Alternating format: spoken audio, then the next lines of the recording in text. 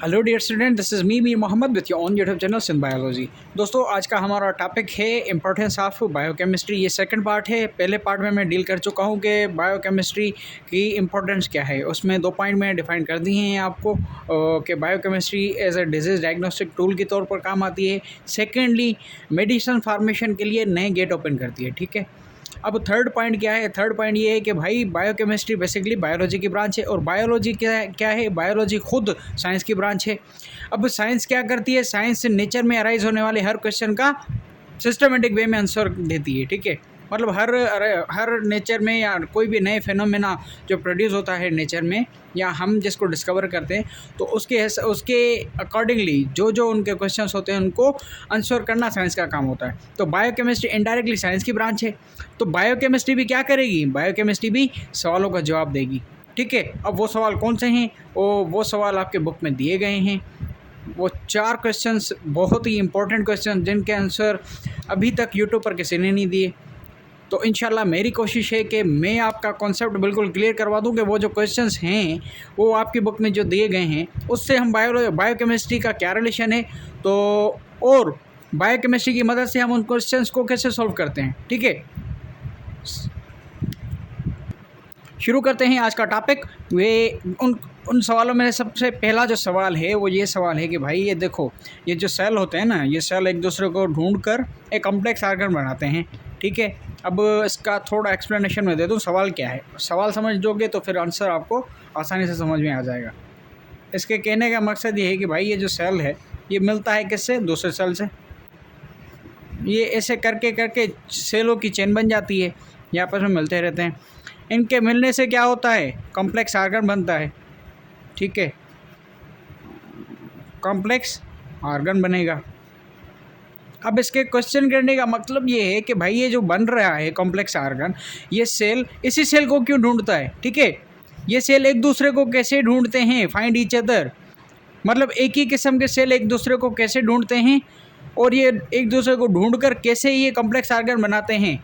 तो इस क्वेश्चन का आंसर बायोकेमिस्ट्री कैसे दे सकती है सर? ये थोड़ा समझाइए। तो चलिए इसका कॉन्सेप्ट क्लियर करते हैं आपका। देखिए, जब भी कोई दो सेल आपस में, दो सेल या ग्रुप ऑफ सेल मिलकर कॉम्प्लेक्स ऑर्गन बनाता है, तो सबसे पहले क्या होता है? उन सेल में जो मैसेंजर आरएनए पाया जाता है, ठीक है, उन सेल्स में जो मैसेंजर आरएनए पाया जाता है, वो मैसेंजर आरएनए क्या करता है? वो मैसेंजर आरएनए भाई, उस मैसेंजर आरएनए की जो स्ट्रैंड्स है ना, जो स्ट्रैंड पाई जाती है। अब ये स्ट्रैंड क्या है? ये पार्ट होता है आरएनए का। जब ये टॉपिक आएगा मैसेंजर आरएनए या आरएनए जैसे न्यूक्लिक एसिड आएगा, तब मैं आपको डिफाइन करूँगा कि ये आरएनए की स्ट्रैंड क्या होती है। ठीक है, फिलहाल के लिए इतना ही समझिए कि मैसेंजर आरएनए की जो स्ट्रैंड होती है ये क्या करती है इन सेल्स में। अब ये जो सेल है ना, इस सेल में क्या करेगी? इस सेल में स्पेसिफिक किस्म के प्रोटीन पैदा करेगी। कौन से प्रोटीन भाई? स्पेसिफिक प्रोटीन पैदा करेगी। अब ये स्पेसिफिक प्रोटीन क्या करेगा? इस सेल को स्पेसिफाई कर देगा, इस सेल को ख़ास कर देगा। स्पेसिफाई, अब ख़ास करने का मतलब सर क्या इसमें ये चांदी या हीरे जवाहरात लगा देगा? नहीं भाई, स्पेसिफाई करने का मतलब इसको एक ही फंक्शन के लिए ख़ास बना देगी, मतलब ये एक ही फंक्शन परफॉर्म करेगा। ठीक है, अब ये स्पेसिफाई हो गया सेल। अब जो दूसरा सेल होगा, जो जिसका फंक्शन सेम होगा इसकी तरह ही, वो क्या होगा? एक ये स्पेसिफिक सेल हो गया, वो दूसरा जो स्पेसिफिक सेल होगा वो भी। अब इन दोनों के सरफेस पर, इस सेल के सरफेस पर, उस सेल के सरफेस पर, क्या कह रहा हूँ मैं? सरफेस कह रहा हूँ। ठीक है, अब इस सेल के सरफेस पर और इस सेल के सरफेस पर एक किस्म के मॉलिक्यूल पाए जाते हैं जिनको हम एडेशन मॉलिक्यूल कहते हैं। ठीक है, एडेशन मॉलिक्यूल कहते हैं। अब एडेशन मॉलिक्यूल क्या होता है देख लेते हैं थोड़ी देर में। अब एडेशन का मतलब ही चिपकाना होता है। एडेशन मतलब चिपकाना, जोड़ना। ठीक है, अब ये एडेशन मॉलिक्यूल क्या करेगा? इन दो सेल्स को आपस में जोड़ देगा, कंबाइन कर देगा। ठीक है, अब ये कंबाइन होते जाएंगे। इनके कंबाइन होने से क्या होगा? लॉन्ग चेन बनेगी। फिर ये एक सेल से दो सेल से तीन से फिर ये क्या हो जाएगा? कॉम्प्लेक्स ऑर्गन बन जाएगा। ठीक है, अब सर ये तो ऑर्गन बन गया, अब हमें कैसे पता चलेगा बायोकेमिस्ट्री का इसमें क्या रोल है? भाई बायोकेमिस्ट्री का ही सबसे इम्पोर्टेंट रोल है। क्यों? क्योंकि ये सारा चिपकने का, ये जो सेल है आपस में मिल रहे हैं, ये मिलने का काम कौन करवा रहा है? एडिशन मॉलिक्यूल करवा रहा है। और एडिशन मॉलिक्यूल बेसिकली होता क्या है खुद? एडिशन मॉलिक्यूल खुद बेसिकली प्रोटीन होता है। ठीक है भाई, क्या होता है? प्रोटीन होता है। अब ये प्रोटीन क्या है सर? ये प्रोटीन कौन सी बला है भाई? प्रोटीन बायोलॉजिकल मॉलिक्यूल है, बायोलॉजिकल मॉलिक्यूल है।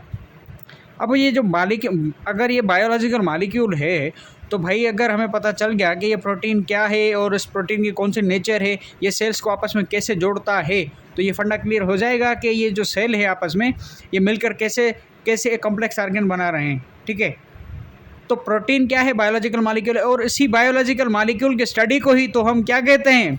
बायोकेमिस्ट्री कहते हैं। बायोकेमिस्ट्री बेसिकली है क्या? बायोलॉजिकल मॉलिक्यूल की स्टडी। ठीक है, तो अगर हमें पता करना है कि ये सेल आपस में कैसे मिलकर एक कॉम्प्लेक्स ऑर्गन बना रहे हैं, तो भाई हमें बायोकेमिस्ट्री की मदद लेनी पड़ेगी।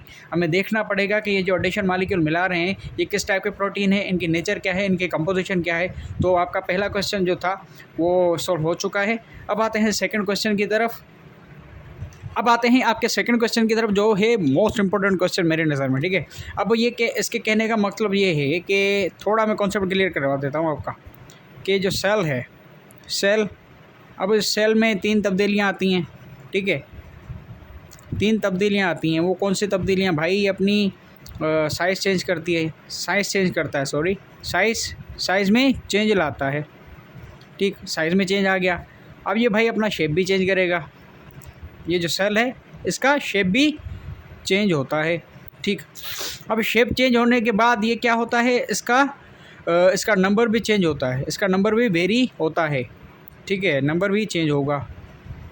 अब ये जो 3 चेंजेस हैं ना, बेसिकली मैं थोड़ा कॉन्सेप्ट देना चाहता हूँ, बेसिक कॉन्सेप्ट देना चाहता हूँ।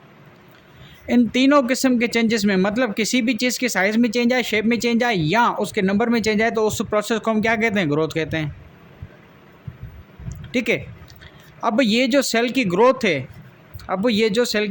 है, आपका जो क्वेश्चन है वो ये है कि ये जो सेल की ग्रोथ है ये कंट्रोल कैसे होती है। ठीक है, क्वेश्चन ये है कि how does the growth of cell controlled. अब सेल में जो ग्रोथ हो रही है वो कंट्रोल कैसे होती है? क्योंकि अगर ये ग्रोथ कंट्रोल नहीं होगी तो एबनॉर्मलिटीज़ पैदा होंगी, डिजीज़ पैदा होंगी। तो हमें पता कैसे चले कि भाई ये सेल की ग्रोथ कंट्रोल कैसे होती है? अगर अगर अगर अगर मैं कहूँ कि बायोकेमिस्ट्री वो ब्रांच है बायोलॉजी की जिसकी मदद से हमें पता चलता है, तो आप मान लोगे? नहीं मानोगे। कैसे मानोगे सर? आपको तो, हमें तो पता ही नहीं है कैसे। अब देखो, ये जो सेल होता है ना, सेल की ग्रोथ कंट्रोल होती है जीन से। ठीक है, सेल की जो ग्रोथ को कंट्रोल करने का जो ठेका लिया है ना, वो जीन ने लिया है। ठीक, अब जीन क्या होता है? जीन क्या है? जीन भाई डीएनए जो कि एक न्यूक्लिक एसिड का मॉलिक्यूल है। ठीक है, न्यूक्लिक एसिड का मॉलिक्यूल है, उस पर मिलने वाला एक हेरिडिटिकल यूनिट है, हेरिडिटी यूनिट है, जिसके थ्रू वालिदैन के कैरेक्टर्स ऑफस्प्रिंग में क्या होते हैं? ट्रांसफ़र होते हैं। ठीक है, हेरिडिटी यूनिट कहो, हेरिडिटी बेसिस कहो। ठीक है, तो ये हेरिडिटी यूनिट है। अगर हमें पता चल जाए कि ये भाई जो ये इस सेल में जो ग्रोथ हो रही है वो किस जीन की वजह से हो रही है, बेसिकली जीन काम करती है कोडान पर। ठीक है, कोड पर। तो इस जीन का कोड क्या है, तो हम उस सेल की ग्रोथ को कंट्रोल कर सकते हैं या नहीं कर सकते? बिल्कुल कर सकते हैं। तो इसी वजह से अगर हम डीएनए की या जीन की स्टडी करें तो हम इस सेल की ग्रोथ को कंट्रोल कर सकते हैं। हमें पता चल जाएगा कि इस सेल की जो ग्रोथ हो रही है वो कैसे कंट्रोल होती है। ठीक है, कहने का मकसद, समझाने का मकसद ये कि भाई ये जो न्यूक्लिक एसिड है या ये डीएनए है, ये क्या है? ये बायो मॉलिक्यूल है भाई, बायोलॉजिकल मॉलिक्यूल है। ठीक, अब बायोलॉजिकल मॉलिक्यूल है, फिर घूम फिर कर बात वहीं आ गई कि भाई बायोलॉजिकल मॉलिक्यूल की स्टडी को ही हम क्या कहते हैं? बायोकेमिस्ट्री कहते हैं। तो अगर हमें पता चल जाएगा कि ये डीएनए क्या है और ये जो डीएनए है, डीएनए पर पाए जाने वाले कौन सी जीन है और इस जीन का कोडान क्या है, तो हम किसी भी सेल की ग्रोथ को कंट्रोल कर सकते हैं। तो हमें अगर डीएनए का पढ़ना है या जीन को पढ़ना है तो हमें क्या पढ़ना पड़ेगा? हमें इनडायरेक्टली या डायरेक्टली बायोकेमिस्ट्री पढ़नी पड़ेगी। तो इस तरह से बायोकेमिस्ट्री आपको बताती है कि आपके जो सेल हैं उनकी जो ग्रोथ हो रही है उनको उन सेल की ग्रोथ को कंट्रोल कैसे करते हैं। ठीक है, आपका सेकंड क्वेश्चन भी हल हो गया है माशाल्लाह से। चलते हैं थर्ड क्वेश्चन की तरफ। तो थर्ड क्वेश्चन आपका है कि भाई what are the causes of cancer.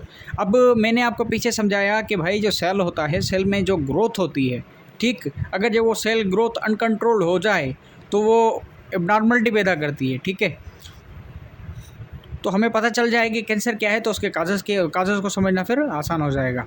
ठीक है, अब कैंसर जो होती है, कैंसर बेसिकली क्या होता है, कैंसर भाई अनकंट्रोल्ड सेल डिवीजन होती है। कैंसर एक कंडीशन होती है जिसको हम क्या कहते हैं बायोलॉजिकल टर्मिनोलॉजी में, अनकंट्रोल्ड सेल डिवीजन।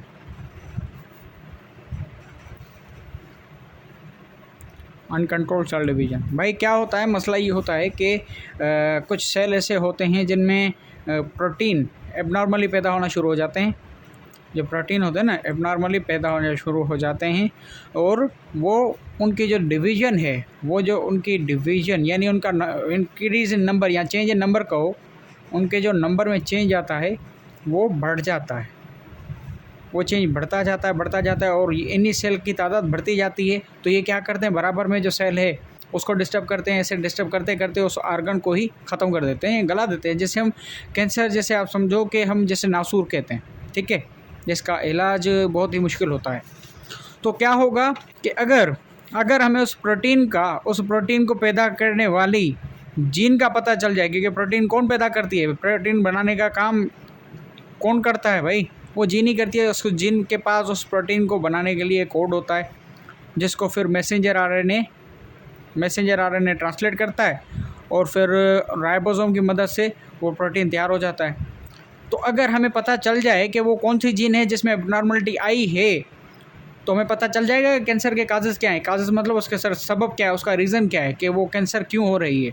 ठीक है, तो बायोकेमिस्ट्री फिर से वही बीच में आ जाएगी कि जीन अगर जो उस जीन की स्टडी करेंगे तो जीन कहाँ पाई जाती है, डीएनए पर। डीएनए नहीं, यहाँ पर ये डीएनए, ठीक है, डीएनए ही होगा।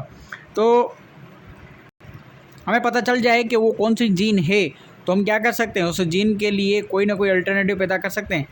उस कोड का एंटीकोडॉन पैदा कर सकते हैं, जिसकी वजह से उस जीन की परफॉर्मेंस रुक जाएगी, वो जीन वहीं पर स्टॉप हो जाएगी, और उसकी स्टॉपेज की वजह से कैंसर का इलाज भी हो सकता है। तो बायोकेमिस्ट्री क्या करती है, बायोकेमिस्ट्री ऐसे ही हमें कैंसर का काज बताती है। ठीक है, थर्ड क्वेश्चन आपकी बुक का सॉल्व हो चुका है। फोर्थ क्वेश्चन की तरफ आते हैं, जो कि है मैकेनिज्म ऑफ मेमोरी। अब मैकेनिज्म ऑफ मेमोरी बायोकेमिस्ट्री कैसे बताती है भाई। देखो, मेमोरी जो है बेसिकली मेरा सबका प्रॉब्लम है कि सर याददाश्त तेज़ नहीं होती। मेमोरी बेसिकली क्या होती है भाई, मेमोरी बेसिकली सीएनएस में होने वाला एक प्रोसेस होती है। अब सीएनएस क्या होता है, सीएनएस सेंट्रल नर्वस सिस्टम। अब ये प्रोड्यूस कैसे होती है भाई, मेमोरी कैसे बनती है, मतलब मेमोरी को बनाने का तरीक़ाकार क्या है। अब ये जो सीएनएस है ना, सीएनएस में सिग्नल्स प्रोड्यूस होते हैं जो लॉन्ग टर्म मेमोरी को एक्टिव करते हैं। ठीक है, लॉन्ग टर्म मेमोरी को एक्टिव करते हैं, जिसकी वजह से जो भी चीज़ हम याद करना चाहते हैं या जो भी हम इवेंट याद करना चाहते हैं वो हमें याद हो जाता है, मतलब मेमोराइज हो जाता है। तो ये जो सिग्नल्स जनरेट होते हैं किसमें, सीएनएस में, ये क्या होते हैं, ये और कुछ नहीं होते हैं भाई, ये केमिकल्स ही होते हैं। तो मेमोरी क्या है, मेमोरी बायोकेमिकल प्रोसेस है, बायोकेमिकल प्रोसेस। अब ये बायोकेमिकल प्रोसेस क्यों है सर, इसको बायोकेमिकल प्रोसेस क्यों कह रहे हो, वो भाई इस वजह से कह रहा हूँ क्योंकि ये हो किस वजह से रही है, वो इन सिग्नल्स की वजह से रही है। और ये सिग्नल्स क्या हैं, खुद ये सिग्नल्स केमिकल्स हैं। तो केमिकल्स के थ्रू होने वाले प्रोसेस को हम क्या कहेंगे, केमिकल प्रोसेस कहेंगे। ये हो कहाँ रहा है, लिविंग ऑर्गेनिज्म के अंदर हो रहा है, तो इस वजह से इसको क्या कहेंगे, बायोकेमिकल प्रोसेस कहेंगे। ठीक है, और लिविंग ऑर्गेनिज्म में पाए जाने वाले बायोकेमिकल्स की स्टडी को ही हम क्या कहते हैं, बायोकेमिस्ट्री कहते हैं। ठीक है, बायोकेमिस्ट्री कहते हैं। तो अगर हमें बायोकेमिस्ट्री की नॉलेज होगी, अगर हमें पता चलेगा कि ये बायोकेमिस्ट्री में ये कौन से सिग्नल्स हैं, ये कौन से केमिकल्स हैं जो इस सिग्नल को जनरेट कर रहे हैं, तो हमें पता चल जाएगा कि मेमोरी का मैकेनिज्म क्या है। ठीक है। तो इस तरह से बायोकेमिस्ट्री हमें मेमोरी का मैकेनिज़्म भी बताती है। ठीक है दोस्तों, उम्मीद करता हूँ ऐसे कॉन्सेप्ट आपको किसी चैनल पर नहीं मिलेंगे इंशाल्लाह। तो अगर मेरे कॉन्सेप्ट आपको पसंद आएँ और इन क्वेश्चंस के आंसर आपको पसंद आएँ, आप समझोगे ऐसा किसी ने कभी नहीं समझाया, तो मेरे चैनल को सब्सक्राइब कर दीजिए। अपने दोस्तों तक शेयर करेंगे तो बड़ी मेहरबानी होगी, क्योंकि वीडियो बनाने में बहुत मेहनत लगती है यार। अगर आपको किसी की मेहनत की कदर करनी है तो आप उसके चैनल को सब्सक्राइब कर दीजिए, और सब्सक्राइब करते वक्त बेल आइकन लाजमी दबाइएगा, क्योंकि मैं इसी चैनल पर फर्स्ट ईयर बायोलॉजी का कंप्लीट कोर्स करवाऊंगा। जो आपकी नई बुक है उसका कोर्स आपको कंप्लीट करवाऊंगा, और मैं आपको एमकेट की तैयारी भी इंशाल्लाह इसी चैनल पर करवाऊंगा। ठीक है, तो उससे आपकी प्री मेडिकल की कहो और यहाँ पेपरों की कहो तैयारी बहुत ही बेहतर हो जाएगी। तो बराए मेहरबानी मेरे चैनल को सब्सक्राइब कर दीजिएगा। मिलते हैं नेक्स्ट वीडियो में, जिसमें हम बायोलॉजिकल मॉलिक्यूल को डिस्कस करेंगे कि बायोलॉजिकल मॉलिक्यूल क्या होते हैं, और बायोकेमिस्ट्री में हम बायोलॉजिकल मॉलिक्यूल को कौन सी चीज़ों को स्टडी करते हैं। ठीक है, तो तब तक के लिए अल्लाह हाफ़िज़।